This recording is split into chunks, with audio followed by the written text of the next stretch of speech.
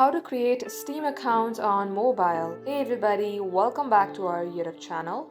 In today's video, you will learn how you can create yourself a Steam account from your mobile device.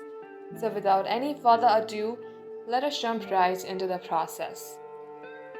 Open up any of your web application. In my case, I'm using Google Chrome. At the top search bar, type in Steam sign up.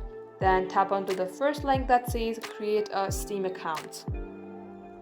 In here, simply type in your email address, confirm your email address, select the country of residence, check that you're not a robot, and agree to the terms and conditions of Steam subscriber agreement and tap on to continue. As you do so, go ahead and head over to your Gmail account and check the verification link.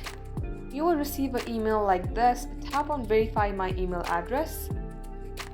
Now let's go ahead and return to the same page. Now create your Steam name and choose your password. Make sure that you create a strong password. Once done, tap onto done.